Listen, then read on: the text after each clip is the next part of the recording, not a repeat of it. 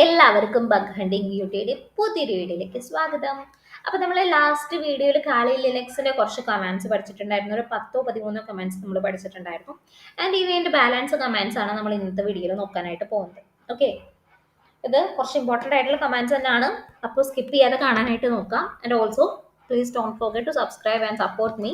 നിങ്ങൾക്ക് ഈ channel useful ആയിട്ട് തോന്നുന്നുണ്ടെങ്കിൽ, എന്തെങ്കിലും നിങ്ങൾക്ക് പഠിച്ചെടുക്കാൻ പറ്റുന്നുണ്ടെന്ന് തോന്നുന്നുണ്ടെങ്കിൽ, ഞാൻ എൻ്റെ GPay നമ്പർ താഴെ ഡിസ്ക്രിപ്ഷനിൽ കൊടുത്തിട്ടുണ്ട്. അപ്പോൾ നിങ്ങളുടെ ടോക്കൺ ഓഫ് ലവ് നിങ്ങളാൽ പറ്റുന്നൊരു എമൗണ്ട് ഷെയർ ചെയ്യാനായിട്ട് നോക്കുക. അതെനിക്കും വേറെ കുറച്ച് പേർക്കും അത് ഹെൽപ്ഫുൾ ആയിരിക്കും. എനിക്ക് കുറച്ചും കൂടി കണ്ടന്റ്സ് ക്രിയേറ്റ് ചെയ്തിട്ട് വീഡിയോസ് ചെയ്യാനും, ഇപ്പം ഞാൻ എത്തിക്കൽ ഹാക്കിങ്ങിൻ്റെയാണ് ചെയ്യുന്നത്, അതുപോലെ തന്നെ സോക്ക് അല്ലെങ്കിൽ pen testing, bug bounty program, അതിൻ്റെയൊക്കെ വീഡിയോസ് ഒക്കെ ചെയ്യാനും എനിക്ക് കുറച്ചും കൂടി ഒരു ഇൻട്രസ്റ്റ് ഉണ്ടായിരിക്കും. അപ്പോൾ നിങ്ങൾക്ക് ഇൻട്രസ്റ്റഡ് ആയിട്ട് തോന്നുന്നുണ്ടെങ്കിൽ എത്ര എമൗണ്ട് ആണെങ്കിലും 10 രൂപ 50 രൂപ എത്ര എന്തെങ്കിലും കുഴപ്പമില്ല, നിങ്ങളുടെ ഒരു ടോക്കൺ ഓഫ് ലവ് എന്ന രീതിയിൽ ഷെയർ ചെയ്യാനായിട്ട് നോക്കാം. സോ നമുക്ക് നേരിട്ട് ക്ലാസ്സിലോട്ട് കയറാൻ അധികം പറഞ്ഞ് ലാഗ് ചെയ്യിപ്പിക്കുന്നില്ല. അപ്പൊ ഞാൻ ഇന്ന് കുറച്ച് ക്വസ്റ്റ്യൻസ് ആയിട്ടാണ് വന്നിട്ടുള്ളത്. ഓക്കെ, ഈ ക്വസ്റ്റ്യൻ്റെ ആൻസർ ചെയ്യുന്നതിലൂടെ നമ്മൾ എന്താക്കും, നമ്മളുടെ കാളി ലിനക്സിന്റെ ബാലൻസ് കമാൻഡ്സ് നമ്മൾ പഠിക്കും. നമുക്ക് നമ്മുടെ കാളി ലിനക്സ് സ്റ്റാർട്ട് ചെയ്യാം. ഇത് കുറച്ച് ടൈം എടുക്കും. എൻ്റെ സിസ്റ്റം ഭയങ്കര സ്ലോ ആണ്, ആകെ 4 GB ഉള്ളൂ. അതിന് പുറമേ സോഫ്റ്റ്വെയർ ടെസ്റ്റിങ്ങിൻ്റെയും പൈത്തൻ്റെ എല്ലാത്തിൻ്റെയും സോഫ്റ്റ്വെയർസ് ഞാൻ ഇൻസ്റ്റാൾ ചെയ്തിട്ടുണ്ട്. അപ്പോൾ ആകെ സ്ലോ ആയിട്ട് നിൽക്കുന്നുണ്ടായിരിക്കാം. അപ്പോൾ ഞാനിത് എഡിറ്റ് ഒന്നും ചെയ്യുന്നില്ല. എഡിറ്റ് ചെയ്തിരിക്കാൻ കുറച്ച് എനിക്ക് മടിയാണ്, അതുകൊണ്ടാണ് എഡിറ്റ് ചെയ്തിരിക്കാത്തത്. ഞാൻ മാത്രമല്ല, നമ്മുടെ മിസ്റ്റേക്ക് എന്തെങ്കിലും വരുന്നുണ്ടെങ്കിൽ അത് എഡിറ്റ് ചെയ്ത് കളയേണ്ട ആവശ്യമില്ല. നമ്മളിപ്പോൾ ഒരു ലൈവ് സെഷനിൽ സംസാരിക്കുന്ന പോലെയാണ് ഞാൻ നിങ്ങളോട് സംസാരിക്കുന്നത്. എൻ്റെ അപ്പുറത്ത് നിങ്ങളുണ്ട് എന്ന രീതിയിലാണ് ഞാൻ സംസാരിക്കുന്നത്. അപ്പോൾ അത് എഡിറ്റ് ചെയ്ത് നിൽക്കാനായിട്ട് എനിക്കെന്തോ അതൊരു ആർട്ടിഫിഷ്യൽ ആയിട്ട് പോകും. കാരണം എൻ്റെ മിസ്റ്റേക്ക് എന്തെങ്കിലും ഉണ്ടെങ്കിൽ അത് കട്ട് ചെയ്ത് എഡിറ്റ് ചെയ്ത് കളയാം, ഞാൻ കറക്റ്റായിട്ട് പറഞ്ഞിട്ടുള്ളത് മാത്രം പറയാന്ന് പറയുമ്പോൾ എന്തെങ്കിലും ഒരുമാതിരി പോകും. എനിക്കിഷ്ടമല്ല അങ്ങനെ. അപ്പോൾ അതുപോലെ തന്നെയായിരിക്കും നിങ്ങൾക്കൊന്ന് തോന്നുന്നു. അപ്പം അതുകൊണ്ടാണ് ഞാൻ എഡിറ്റ് ചെയ്യാത്തത്, അല്ലാതെ മടിയായിട്ടൊന്നുമല്ല. ഞാൻ എഡിറ്റിംഗ് ഒക്കെ ചെയ്യണത് തന്നെയാണ്. പക്ഷെ ഇങ്ങനെ പഠിക്കുന്ന വീഡിയോസിനൊന്നും ഞാൻ എഡിറ്റ് ചെയ്യാറില്ല. ബാക്കിയുള്ള വീഡിയോസിനൊക്കെ ഞാൻ എഡിറ്റ് ചെയ്യാറുണ്ട്. ഇങ്ങനെ എന്തുവാ, ഈ ട്രോള് വ്ളോഗൊക്കെ ഉണ്ടാവുമല്ലോ, അതൊക്കെ ഞാൻ എഡിറ്റ് ചെയ്യാറുണ്ട്. ഇങ്ങനത്തെ ഞാൻ ലൈവ് എന്ന രീതിയിലാണ് ഞാൻ ക്ലാസ് എടുക്കുന്നത്. അപ്പുറത്തെ നിങ്ങൾ കേൾക്കുന്നുണ്ട് എന്ന് വിചാരിച്ചിട്ടാണ് ഞാൻ ക്ലാസ് എടുക്കുന്നത്. അപ്പം അതുകൊണ്ട് ഇതൊന്നും ഞാൻ അങ്ങനെ എഡിറ്റ് ചെയ്യാറില്ല. അങ്ങനെ എഡിറ്റ് ചെയ്യുന്നത് ശരിയായിട്ട് എനിക്ക് തോന്നിയില്ല. ഓക്കെ, ഇതൊന്ന് ലോഡാവട്ടെ.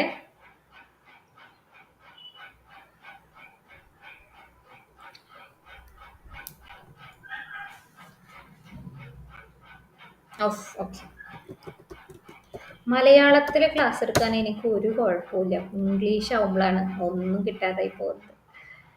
കിട്ടാതായി പോണതല്ല, ഒരു ചെറിയൊരു തപ്പൽ വരൂല നമുക്ക്. നാവിൻ്റെ തുമ്പത്തുണ്ട്, പക്ഷെ പുറത്തോട്ട് അങ്ങോട്ട് വരുന്നില്ല എന്ന രീതിയിലുള്ളത്. ഇംഗ്ലീഷ് ഇമ്പ്രൂവ് ചെയ്യണം, ക്ലാസ് എടുത്തെടുത്ത് ഇമ്പ്രൂവ് ആക്കണം. നോക്കട്ടെ. പിന്നെ ഒരു കാര്യം, ഞാൻ സോഫ്റ്റ്വെയർ ടെസ്റ്റിങ്ങിൻ്റെ ഒരു ക്ലാസ് ലൈവ് സെഷൻ കൊടുക്കുന്നുണ്ട്. ചെറിയൊരു ഫീസേ വരുന്നുള്ളൂ. അപ്പോൾ ആർക്കെങ്കിലും, നിങ്ങളുടെ അറിവിൽ ആരെങ്കിലും സോഫ്റ്റ്വെയർ ടെസ്റ്റിംഗ് പഠിക്കാൻ താല്പര്യം ഉണ്ടെങ്കിൽ, സർട്ടിഫിക്കേഷൻ ഉണ്ടായിരിക്കില്ല, ക്ലാസ് മാത്രമേ ഉണ്ടാവുള്ളൂ. അത് 100% A to Z കംപ്ലീറ്റ് കാര്യങ്ങളും കവർ ചെയ്യുന്നുണ്ട്. അപ്പോൾ അങ്ങനെ ആർക്കെങ്കിലും ഉണ്ടെങ്കിൽ ഞാൻ താഴെ വാട്സാപ്പ് നമ്പർ കൊടുത്തിട്ടുണ്ട്, അതിലോട്ടൊന്ന് പിങ് ചെയ്താൽ മതി. ഓക്കെ, നമ്മുടെ ലോഡായിട്ട് വന്നിട്ടുണ്ടത്. നമ്മുടെ കമാൻഡ് പ്രോംപ്റ്റ് നമുക്കൊന്ന് ഓപ്പൺ ചെയ്യാം. അതിൻ്റെ സൈസ് ഒന്ന് കൂട്ടട്ടെ. ഓക്കെ, ഇതിൻ്റെ ഇങ്ങനെ സൈസ് കൂട്ടാനായിട്ട് Ctrl+ ഞെക്കിയാൽ മതി. സൈസ് കുറയ്ക്കാനായിട്ട് Ctrl- ഞെക്കിയാൽ മതി. ഓക്കെ, ഇവിടെ ഇപ്പോൾ ഡയറക്ടറീസ് ഒന്നുമില്ല, ഇത് വേറൊരു ഡയറക്ടറിയാണ്. അത് നമ്മൾ പഠിക്കാൻ പോകുന്നേ ഉള്ളൂ. അപ്പോൾ എനിക്കൊരു ഡയറക്ടറി ഇവിടെ ക്രിയേറ്റ് ചെയ്യണം. ഡയറക്ടറി ക്രിയേറ്റ് ചെയ്യാനുള്ള കമാൻഡ് എന്താ? mkdir. ഡയറക്ടറിയുടെ പേര് ഞാൻ ഡെമോ എന്ന് കൊടുക്കുന്നു. ഡെമോ ഫയൽസ് ഓൾറെഡി എക്സിസ്റ്റോ. അയ്യോ സോറി, ഞാൻ ഡെസ്ക് ടോപ്പിലല്ല, ഇത് കാളിയുടെ ഇതിലാണ് കൊടുത്തു നോക്കുന്നത്, അതുകൊണ്ടാണ്. അപ്പം ഞാൻ ഡെസ്ക് ടോപ്പിലോട്ട് മാറ്റാം. ഓക്കെ, ഡെമോ എന്ന് പറഞ്ഞത് ക്രിയേറ്റ് ആയി. ഞാനൊരു ഫയലും കൂടി ക്രിയേറ്റ് ചെയ്യാം. ഫയൽ ക്രിയേറ്റ് ചെയ്യാനുള്ള കമാൻഡ് എന്താ? ടച്ച്. മറന്നുപോയോ? അപ്പോൾ ഒരു ഫയലും ഒരു ഡയറക്ടറിയും ക്രിയേറ്റ് ചെയ്തിട്ടുണ്ട്. ഇനി നമ്മുടെ ക്വസ്റ്റ്യൻസിലോട്ട് കയറാം. ഈ ക്വസ്റ്റ്യൻസ് ആൻസർ ചെയ്യുന്നതിലൂടെ നമ്മൾ കമാൻഡ്സ് പഠിക്കുകയാണ് ചെയ്യണത്.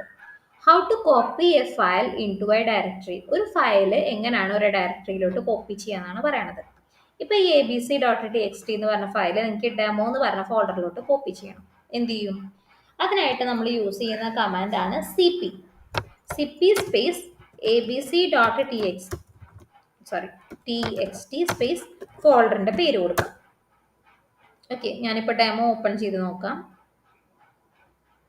അതിൽ കണ്ടോ ഒരു ഫയൽ abc.txt എന്ന് പറഞ്ഞ ഫയൽ അതിൽ വന്നു. ഓക്കെ, ഞാൻ ഡിലീറ്റ് ആക്കുന്നുണ്ട്, ഡിലീറ്റ് കൊടുത്തിട്ടുണ്ട്. അടുത്ത ക്വസ്റ്റ്യൻ എന്തായിരുന്നു? How to move a file into directory. ഇത് ഞാൻ ഈ ഒരു കമാൻഡ് cp കമാൻഡ് വെച്ചിട്ട് കോപ്പിയാണ് ചെയ്തത്. എന്നുവെച്ചാൽ ഇതിന്റെ ഒരു കോപ്പി എടുത്തിട്ട് ഇതിലിട്ടു എന്നാണ് ചെയ്തത്.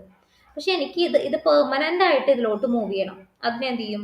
അതിന് നമ്മൾ mv എന്ന് പറഞ്ഞ ഒരു കമാൻഡ് യൂസ് ചെയ്യും. mv abc.txt സ്പേസ് ഡെമോ എന്ന് കൊടുത്താൽ മതി. കണ്ടോ, ഇതോടെ പോയി. ഇനി അതിൻ്റെ ഉള്ളിൽ കിടക്കുന്ന ഏതേ ഡെമോന്റെ ഉള്ളിൽ കിടപ്പുണ്ടാവും. കണ്ടോ? ഓക്കെ, നമുക്കിനി ഡെമോന്റെ ഉള്ളിലോട്ട് കയറാം. cd demo. കണ്ടോ, ഡെമോന്റെ ഉള്ളിൽ ആ ഫയൽ വന്നിട്ടുണ്ട്. ഇനി അടുത്തതെന്ന് പറയുകയാണെങ്കിൽ how to rename a file. ഒരു ഫയലിന്റെ പേര് എങ്ങനെ മാറ്റാന്നുള്ളത്. ഇപ്പൊ നമ്മുടെ കയ്യിലുള്ളത് abc.txt ഫയലാണ് അല്ലേ. അതെങ്ങനെ റീനെയിം ചെയ്യും? അതിന് നമുക്ക് mv എന്ന് പറഞ്ഞ കമാൻഡ് യൂസ് ചെയ്യാം. mv space abc.txt space pqr.txt. ഞാനിപ്പോൾ ആറായി. ഓക്കെ, abc.txt എന്ന് പറഞ്ഞ ഈ ഫയലിനെ pqe.txt എന്ന പേര് മാറ്റാൻ പോവാണ്. ls കൊടുത്ത് വെക്കുമ്പോൾ pqe.txt എന്ന് വന്നു. ഓക്കെ, ഇനി ഇപ്പൊ എനിക്ക് ആ ഫയൽ ഒന്ന് റിമൂവ് ചെയ്യണം. ഇപ്പൊ ഒരു ഫയൽ ഉണ്ട്, എന്ത് pqe.txt എന്ന ഫയൽ ഉണ്ട്. ആ ഫയലിനെ റിമൂവ് ചെയ്യണം. അതായിരിക്കും അടുത്തത് അല്ലെ. How to remove a file. ഒരു ഫയലിനെ എങ്ങനെ റിമൂവ് ചെയ്യുക? എങ്ങനെയാണ്? rm എന്നുള്ളൊരു കമാൻഡ് യൂസ് ചെയ്യാം. rm ആ ഫയലിന്റെ പേര് കൊടുക്കാം. ഞാൻ ls അടിച്ചു നോക്കുമ്പോൾ ആ ഫയൽ പോയിട്ടുണ്ടായിരിക്കും. ഓക്കെ, അടുത്തതെന്ന് പറയുന്നത് how to remove a folder. ഒരു ഡയറക്ടറി എങ്ങനെ റിമൂവ് ചെയ്യുക എന്നുള്ളതാണ് അടുത്തത്. ഇപ്പൊ ഞാൻ ഡെമോയിൽ നിന്ന് പുറത്തിറങ്ങാണ് കേട്ടോ. cd.dot കൊടുക്കുമ്പോൾ നമ്മളെ ഡെസ്ക്ടോപ്പിലോട്ട് തിരിച്ചു വന്നു. എനിക്കിനി ഡെമോ എന്ന് പറഞ്ഞ ഡയറക്ടറിനെ റിമൂവ് ചെയ്യണം. അതിനുള്ള കമാൻഡ് ആണ് rmdir സ്പേസ് ഡയറക്ടറിയുടെ പേര്. അപ്പൊ അതിവിടെ റിമൂവ് ആയിട്ടുണ്ട്. കണ്ടോ? പക്ഷെ ഇതിലൊരു ശ്രദ്ധിക്കേണ്ട കാര്യം എന്താണെന്ന് വെച്ചാൽ നമ്മൾ rmdir എന്നുള്ള കമാൻഡ് യൂസ് ചെയ്യുന്നുണ്ടെങ്കിൽ ആ ഡയറക്ടറി ഓൾറെഡി empty ആയിരിക്കണം. എങ്കിൽ മാത്രമേ അത് വർക്ക് ആവുള്ളൂ. ഫോർ എക്സാമ്പിൾ, ഞാനിപ്പോൾ ഒരു ഡയറക്ടറി ക്രിയേറ്റ് ചെയ്യാം. mkdir ഡെമോ cd ഡെമോനുള്ളിൽ കയറിയിട്ട് ഞാനൊരു ഫയൽ അതിൽ ക്രിയേറ്റ് ചെയ്യുന്നുണ്ട് abc.txt. കണ്ടോ, ഡെമോനുള്ളിൽ ഇപ്പോൾ ഒരു abc.txt എന്ന് പറഞ്ഞ ഫയലുണ്ട്. ഇനി ഞാൻ ഡെമോന്ന് പുറത്തിറങ്ങി. ഓക്കെ, ഇപ്പൊ ഞാൻ നിൽക്കുന്നത് ഡെസ്ക്ടോപ്പിലാണ് കേട്ടോ. ഇനി ഇപ്പൊ ഡെമോനുള്ളിൽ ഒരു ഫയൽ കിടപ്പുണ്ട്. ഇനി ഞാൻ എന്താക്കുന്നു? ഈ rmdir വെച്ചിട്ട് ഈ ഡെമോനെ റിമൂവ് ചെയ്യാനായിട്ട് നോക്കുന്നു. അപ്പൊ കണ്ടോ, ഫെയിൽ ടു റിമൂവ് ഡെമോ. കാരണം എന്താ? Directory is not empty. Okay, അടുത്തതെന്ന് വെച്ചാൽ how to remove a folder with files. എന്ന് വെച്ചാൽ ഇതിപ്പോ പറഞ്ഞു നമ്മൾ എന്താണ് ഡയറക്ടറി എംപ്റ്റി അല്ലെങ്കിൽ നമുക്ക് ഇതിനെ റിമൂവ് ചെയ്യാൻ പറ്റില്ല എന്ന് പറഞ്ഞു. അപ്പം ഡയറക്ടറി എംപ്റ്റി അല്ല, ഡയറക്ടറിയിൽ എന്തൊക്കെയോ ഫയൽസ് ഉണ്ട്. ആ ഫയലോട് കൂടി എങ്ങനെ ഒരു ഡയറക്ടറിനെ റിമൂവ് ചെയ്യാം? അതിന് നമുക്ക് rm എന്നുള്ള കമാൻഡ് തന്നെ യൂസ് ചെയ്യാം. rm space r space demo. കണ്ടോ, ആ ഡയറക്ടറി അവിടെ നിന്ന് റിമൂവ് ആയി. ഓക്കെ, അടുത്തത് എന്താണ്? How to view the manual pages. Manual pages നമ്മളെല്ലാത്തിനും ഒരു മാനുവൽ ഉണ്ടായിരിക്കും അല്ലേ. ഇപ്പൊ നമുക്കൊരു ഫാൻ വാങ്ങുന്നു നമ്മൾ, അല്ലെങ്കിൽ ഒരു മൊബൈൽ വാങ്ങുന്നു, അതിലൊരു മാനുവൽ ബുക്ക് ഉണ്ടായിരിക്കും അല്ലേ. അതേപോലെ ഓരോ കമാൻഡിന്റെയും ഓരോ പാക്കേജിന്റെയും ഓരോ പ്രോഗ്രാമിന്റെയും മാനുവൽ പേജസ് എങ്ങനെ കാണാം എന്നുള്ളതാണ് അടുത്തത് നോക്കുന്നത്. അതിനുള്ളതാണ് man എന്നുള്ള കമാൻഡ് സ്പേസ് ഏതാണോ കമാൻഡ് ആ പാക്കേജിന്റെ പേര് കൊടുക്കുക. അപ്പൊ നമുക്ക് അവിടെ മാനുവൽ കാണാനായിട്ട് പറ്റും. ഇത്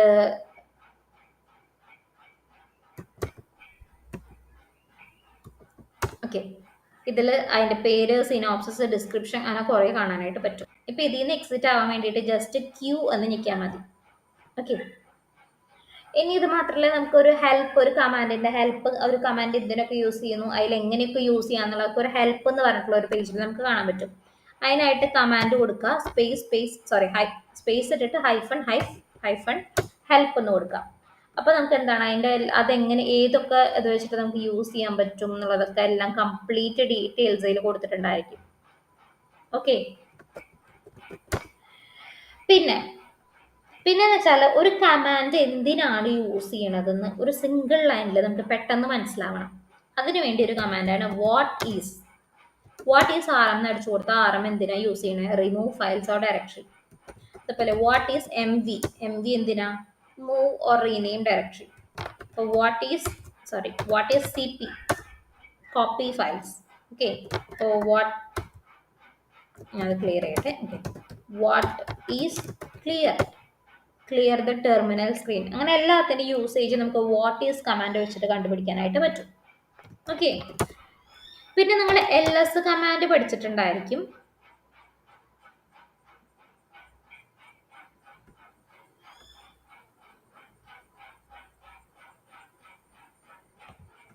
ഇതാ മാനുവൽ പേജസ് വന്നതാണ്.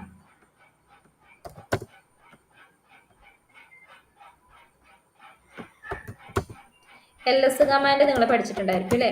പക്ഷെ കുറച്ചും കൂടി ഡീറ്റെയിൽ ആയിട്ട് നമുക്ക് അതിൻ്റെ ഇൻഫോർമേഷൻസ് അറിയണം. അതിന് വേണ്ടിയിട്ട് ls സ്പേസ് ഹൈഫൺ എൽ എന്ന് അടിച്ചു കൊടുക്കാം.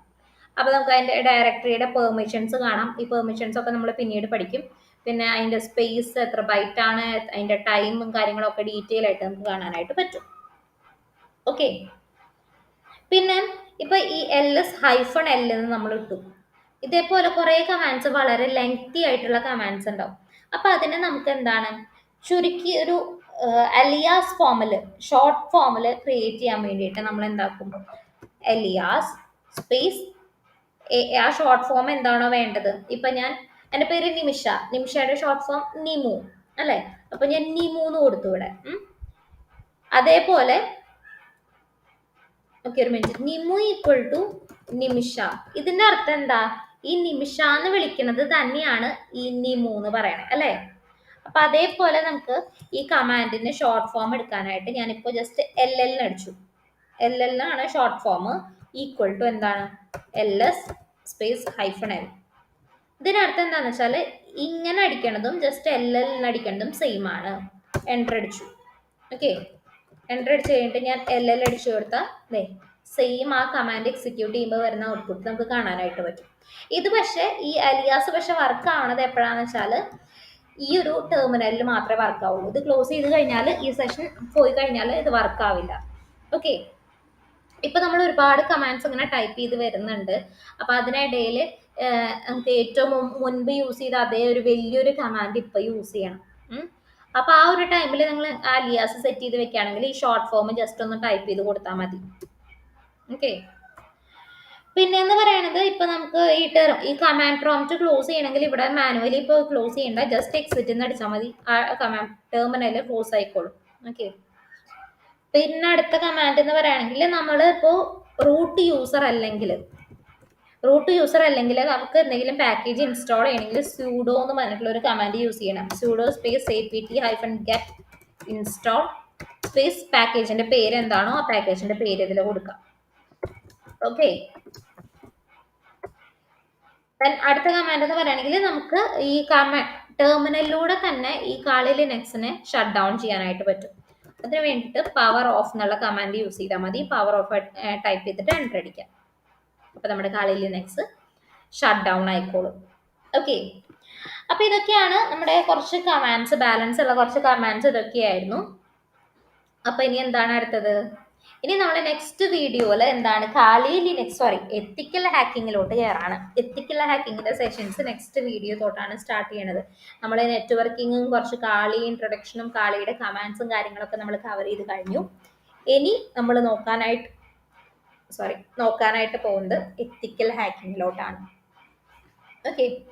അപ്പോൾ ദാറ്റ്സ് ഓൾ ഫോർ ടുഡേ. അപ്പം ഞാൻ പറഞ്ഞത് മറക്കണ്ട, ചാനൽ സബ്സ്ക്രൈബ് ചെയ്യുക, മാക്സിമം എല്ലാവർക്കും ഷെയർ ചെയ്യാനായിട്ട് നോക്കാം. മാത്രമല്ല ഈ ചാനലിൽ ഞാൻ പബ്ലിഷ് ചെയ്യുന്ന വീഡിയോസ് അത് it's only for an educational purpose. Okay. വേറെ ഒരു വിക്ടിമിനെ അറ്റാക്ക് ചെയ്യാനോ വേറൊരാൾക്ക് മോശമായിട്ട് ചെയ്യാനോ ഒന്നുമല്ല. ഓക്കെ. നിങ്ങൾക്ക് പഠിക്കുക, നിങ്ങളൊരു കരിയർ ആഗ്രഹിക്കുന്നുണ്ടെങ്കിൽ മാത്രം ഇതിൽ കാണാം. അല്ലാതെ ഒരാൾക്ക് ദോഷം ചെയ്യാനായിട്ട് ഇത് കണ്ട് പഠിച്ച് വരരുത് പ്ലീസ്. സോ പിന്നെ ഞാൻ പറഞ്ഞ ടോക്കൺ ഓഫ് ലവ്, അതിനോടൊപ്പം തന്നെ ഈ വീഡിയോസ് മാക്സിമം എല്ലാവർക്കും ഒന്ന് ഷെയർ ചെയ്യാനായിട്ട് നോക്കാം. ഇതിപ്പോൾ ഞാൻ സ്റ്റാർട്ട് ചെയ്തിട്ട് കുറച്ച് നാളായിട്ടുള്ളൂ, അപ്പോഴേക്കും എനിക്ക് നല്ല സപ്പോർട്ട് വന്നിട്ടുണ്ട്. സബ്സ്ക്രൈബേഴ്സ് ആണെങ്കിലും ഡൗട്ട്സ് ചോദിച്ചിട്ടാണെങ്കിലും ഒരുപാട് പേര് എന്നെ കോൺടാക്ട് ചെയ്യുന്നുണ്ട്. I M so happy for that. അപ്പോൾ നിങ്ങൾക്ക് ഈ വീഡിയോസ് ഹെൽപ്ഫുൾ ആയി എന്ന് ഞാൻ വിശ്വസിക്കുന്നു. So that's all for today. Thank you. Have A nice day.